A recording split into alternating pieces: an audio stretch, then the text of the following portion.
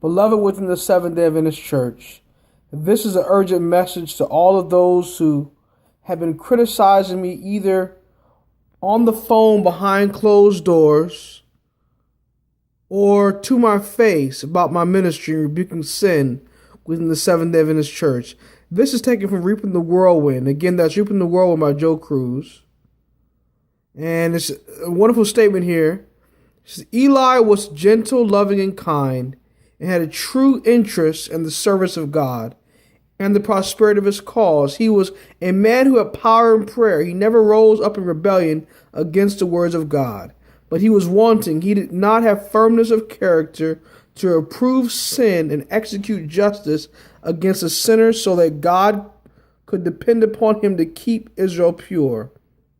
He did not add to his faith the courage and power to say no at the right time and in the right place. Sin is sin. Righteousness is righteousness. The trumpet note of warning must be sounded. The trumpet note of warning must be sounded. We are living in a fearfully wicked age. The worship of God will become corrupted unless there are wide awake men at every post of duty. Will God hold many sweet, gentle pastors responsible for sins they find no heart to expose and rebuke? If wrongs are apparent among his people, and if the servants of God pass on indifferent to them, they virtually sustain and justify the sinner, and are alike guilty and will just as surely receive the displeasure of God, for they will be made responsible for the sins of the guilty. If the leaders of the church neglect to diligently search out the sins which bring the displeasure of God upon the body, they become responsible for these sins. Testimony volume 3, page 269. The second one before that is Testimony volume 3, page 265, 266. And the one before that is Testimony volume 4, page 517.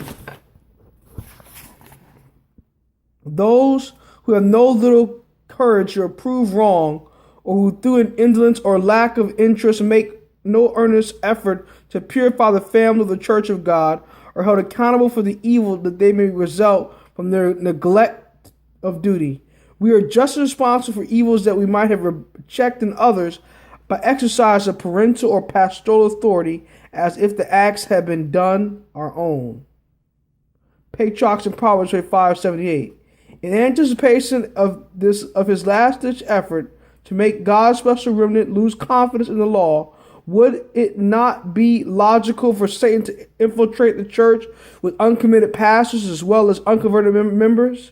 When viewed in the context of an age-long warfare, it is easy to see how he would attempt such a long-range tactical ploy. Because we live literally in the final stages of his tremendous, drawn-out drama, we become grandstand spectators of Satan's total strategy. Right now, he is pulling together all the lines of influence which he has manipulated to weaken the commandment keepers. We are converging on many circumstances which could not be understood until now, because they appeared only as distressing side issues. Suddenly, we see that they are all tied together and were being masterminded by the great adversary himself. When you see people today, beloved, within the Seventh-day Adventist Church, when you see people today, beloved, saying, well, wedding bands or wedding rings are not salvific, they say. Jewelry is not salvific. Earrings, tongue rings, nose rings, belly rings. When you hear them saying that mascara and lipstick and fingernail polish and all type of fake weave in the hair and women pastoring and Sunday surge and wild music in church and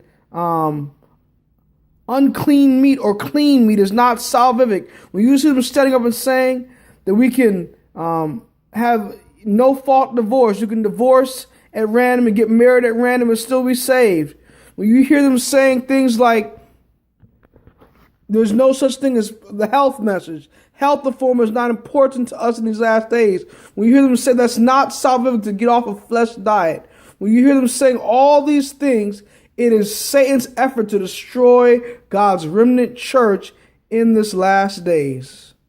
We have a remnant church, a remnant Seventh Day Adventist church that keep the commandments of God and have the testimony of Jesus Christ, which is a prophetic remnant. But in these last days, within this remnant church, we have a remnant within a remnant. So, beloved, we have a historical remnant. Historical remnant was the church hiding in the wilderness, okay? The prophetic remnant is the Seventh-day Adventist church that rose up after 1863. But the remnant within a remnant is the 144,000 that come about of the Seventh-day Adventist church in these last days, that keep all of God's Ten Commandments and have the testimony of Jesus Christ. And I saw another angel fly in the midst of heaven, having the everlasting gospel to preach unto them into every nation and kindred and tongue and people, saying with a loud voice, fear God and give glory to him, for the hour of his judgment is come, and worship him who made the heavens and the earth and the sea and the fountains of waters. It brings in the fact, and that's the first angel's message, by the way. It brings in the fact judgment. First angel's message brings in effect judgment when God is judging the righteous dead by their characters. He's investigating their characters right now by his Ten Commandment law, the righteous dead, all those who died, starting with righteous Abel.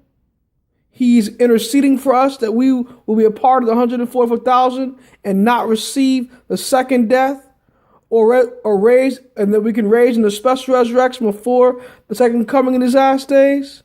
He is judging character, like I mentioned before, and he's blotting out sin from the books of remembrance of the righteous dead and preparing to get our states clean at that time as well, for the righteous living as well. He's working out the righteous dead and the righteous living at the same time. So Jesus Christ is in the most holy place of the heavenly sanctuary, doing this since October 22, 1844, beloved. And the second angel's message tells us clearly, it says, Babylon is fallen. And Revelation chapter 18, verse 4 makes this point more clear, like I said before in previous sermons, when it says, come out of her, my people, that you receive not of her plagues. What are the plagues? They're the 7 last plagues found in Revelation chapter 15 and 16. Part of those plagues is the sun scorching men with fervent heat, the boils upon the skin, the darkness over the sea of the beast, which is the papacy, the water turning into blood. All these plagues will happen on this generation that reject the fourth commandment and refuse to keep the Sabbath day holy and believe in the message for this time.